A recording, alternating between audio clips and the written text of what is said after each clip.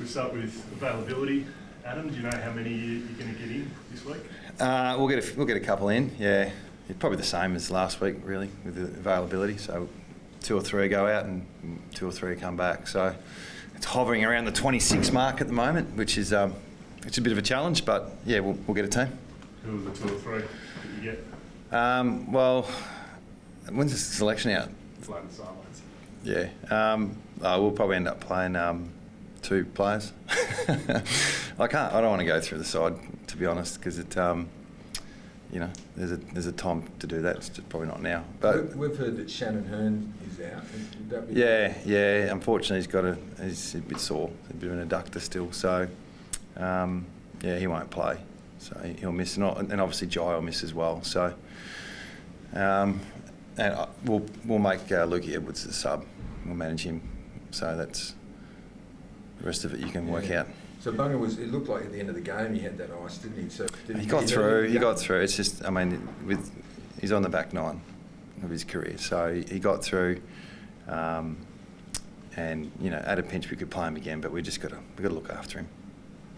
Does that tip him out now until the mid-season bye? Or No, it'd be a week or 2. So yeah, pretty similar to what we tried to do earlier in the year when we tried to manage him. Same sort of thing. Campbell Chesser coming back from the MCL, is he ready to go in terms of his fitness and in terms of what he's been able to get in, or is he potentially rushed back in due to availability? Yeah, this is going to be the ongoing discussion. Not that I've read or looked at too much, but I'm assuming there's a fair bit about our players, and there'll be a return to play part that'll be really important in the next 6 weeks, and a lot of them are young, first and second years, so we've got to keep an eye on that because we don't want to re-injure them. So he was missed 5 weeks, 6 weeks of the MCL. So, whether we come back and play him at Waffle Eagles or we rush him straight back in, we'll find out in a few hours. But he's not alone. There's going to be several first, second year players who come back into the system, and some of them aren't quite ready for AFL. So to just stick him in there because they're young, talented players is one thing, which you're happy to do when you're nice and healthy. But to do it just because of necessity it's a challenge. So we'll work through that.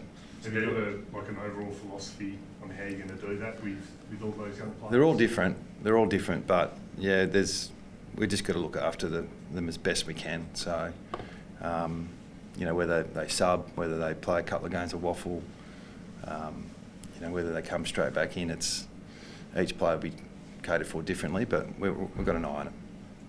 The Gold Coast have 3 quite tall forwards, obviously one pinch hits in the ruck a bit, but then Casbolt, Chol and King. You're a bit undersized in defence. How do you sort of deal with that?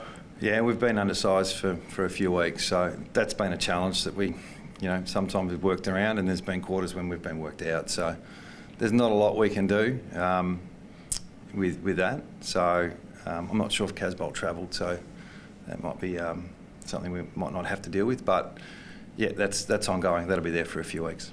Duggan moved into the midfield a bit more at the weekend and looked really good in there. Is that something you're looking again? Yeah, he did, and he'll be captain this week. So great opportunity for him, and good experience for him as a captain. And yeah, we played him on ball for a couple of weeks now, just pinch hit, and he'll probably do that again. In terms of their smaller forwards, Malcolm Rose's booted 4 goals against the Demons. Is that a bit more difficult to scout those younger blokes who have just been in the system for 2-3 years? Yeah, they're important, very important players, but they're core leaders. Very talented players that predominantly the ones that hold them up. They're the ones that the Wits and Rail and those type of players. They're probably the game winners, and then the younger guys coming through, a bit like everyone's team has young players coming through, they can bob up and make some, do some damage. So yeah, we're aware of, they're in pretty good form. They play really tough, hard, honest brand of football, and we're going to be at our absolute best to be in with the show. Noel Randerson, how much time do you put into him? He's in the That's absence pretty good, yeah, Miller obviously out, but he's really been standing up for quite some time now. Yeah, I think he's gone to another level in the last few weeks with Miller being out of the side. It feels like I don't know him, but it looks like he's really grown with the responsibility. He's a high-end draft pick, he's very talented, but he's probably gone to another level the last few weeks, so we're fully aware of it. Do you send a stopper towards him? We might have to, yeah. We've confronted some pretty good midfielders in the last few weeks, so you know, Ruben's done a lot of learning, so he might have to keep learning. How is Ruben going with that? Obviously, sometimes they want to come in and they're drafted for a reason. They want to try and play their game, but then they're being given tasks. Yeah. And also with a low availability, how's his body? He's loving it. He's loving every second, and we manage his time. So we subbed him out a few weeks ago. He plays around 85, 90 minutes. We rotated him with Duggan, so we're doing the right thing with Ruben, but he just wants to play. So he'll put his hand up every week. With the captaincy, are you trialling players? Is that what's happening for next year? No, not necessarily. We're just exposing. We did this a while ago, and you know, Tom did a tremendous job for the first 4 or 5 weeks and probably played his best game on the weekend. I just saw it as an opportunity with a young team. You know, guys like Duggan and Sheed and Allen and these guys to complement Tom. They're all part of our future. So, you know, it's a good opportunity to flip the coin. And it's a big deal, but it's not massive. So to get through it, do your little pre-game speech, you know, feel special for a brief moment and then get on with playing football. It's just another challenge that, you know, young leaders can work through, but I'm not thinking too deeply about it. What sort of leader do you expect Len to be? He won't change a bit. The pre-game? He won't change a bit. He'll be fine. Yeah, he's very calm, very controlled, and I've seen him step up the last 5 weeks with what we're going through as a club. He's been so supportive of our playing group and of the coaches as well. So, like all of our leaders, you know, no one's finding it more difficult than them, and you know, they're doing everything they can to step up. When you saw those pictures of Matt Rowell eating grass, and you might do it at Optus as well, did that make you, as the opposition coach coming in against a bloke like that, what does that make you think? Like, this is a guy that is fully driven, fully engaged? He's eating grass. Did you see it? No, I did. You know, I had a laugh, but it's a routine he might have been doing his whole life. So, no, out of all the things I'm dealing with at the moment, what he does pre-game is the least of my worries. But he's maybe we could player, spray the grass with something before we... Yeah, but would you say he's a special player in that respect? Yeah, I don't think it's connected to the munching on the grass, but he's a very, very good, talented player that he's played probably 45, 48 games, and he's just about to take another step forward. So, yeah, we're fully aware of how good he is. Simo, not to harp on about a few weeks ago, you said Tom Barras obviously played a great game last weekend. A few weeks ago against Carlton, they sort of almost sacrificed Mackay to get Barras away from those intercepting, you know, marks and those dangerous areas. Gold Coast again have a few tall forwards, even if they don't have Casbolt. They're probably going to look to maybe do something like that again. How do you sort of work it so that he's still in those areas to have that impact? There's that, and then there's what happens up the ground. Like what Carlton did a few weeks ago, from memory, it came in pretty easily. So we can't just rely on Tom trying to intercept.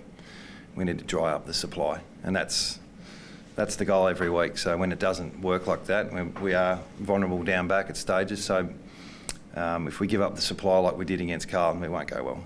So we've got to stop it up the ground. I think about 2.5 quarters, your pressure rating was about 180, I think. Champion Data sent an email this week saying that. Is that the standard? Yeah, I think our best football has high pressure. Yeah, I think the first quarter last week, we probably should have had, I think we had 17 inside 50s, and we kicked 2 goals, maybe 3. So our goal is to play like that every quarter, but there's going to be times when that doesn't happen. And when a team controls the ball, it's hard to put pressure on. So the pressure rating is a really important one, but you can get manipulated by it. Like back in the day when we had our way of playing, there was a low pressure game because we controlled the ball a little bit. So teams found it really hard to put pressure on. So if a team controls the ball, the pressure rating drops a little bit. So then your goal is to stop them controlling it. So it's part of what you do, it's not everything. Just on those insights, could you give us an idea? So Dion Prestia kicks 3 goals from the midfield in a row. Yes. Thank you for reminding me. Yeah. So do you actually inquire? I know you do, but do you really get into it and go, who the hell was playing on him? How could that actually happen? Or is it sort of like, this is where we're at? You can. I've looked at detail of all of them. He probably got on the end of some good play. So we hit the front halfway through the third against the Tigers, and probably doing a pretty good job to stay in it, to be honest, after quarter time. And those 3 goals, stoppage type of goals, and one was, I think, Rothman had dropped the mark. You know, it's pretty hard to strategise around that. But the stoppage goals were the ones that we thought we were left a little bit vulnerable, and he got on the end of some good work. And what he did when he played as a forward, was pretty crafty. So, yeah, he's a special player. Yeah, I think it was more of a coincidence than just, strategic. Just in terms of Ruben Junby, he's played on a lot of star players early on this year. Is the temptation there at all to chuck him on someone like David Swallow and see how it goes again? Look, take your pick. It is because he'll keep learning. I thought last week we saw him express his speed and his run a little bit more. So, that was without a role. So when you do have a role on someone, it takes up a bit of time and a bit of effort. So we're just going to find that balance between letting him run, and he's probably our fittest player. Runs under 6 minute 2K, and he'd be in the top 3 or 4 with speed. So I think we'll see a better Ruben as we develop him throughout the years. Any chance you'll move Jack Darling into a different role to take some pressure off him? Could he be the backup ruck instead of? He could, yeah. Jake? He's working. It's not the first time he's worked through some form. He hasn't let us down too often. What's he played 265 games and second or third of the goal kicking. So we're just going to keep backing him in as much as the criticism's there, and that's part of our job to cop that. We'll just keep working with him, and we got his back. It's almost unfair, doesn't it? He's out of form. He has to find his form in the game, which is pretty hard to do. We could have everyone available, and we'd still look to back him in, because he's one good game away from turning it around, because he's a veteran and knows how to do it. So that's our challenge, is to get him back to his best, and his challenge as well. So the first thing you got to do is support the support. Have you got around him? You haven't got around him? Of course, yeah. Paul Fitzpatrick, I think the chair was saying there's been experts engaged to try and get to the bottom of the injury crisis. What has that come to so far at the minute?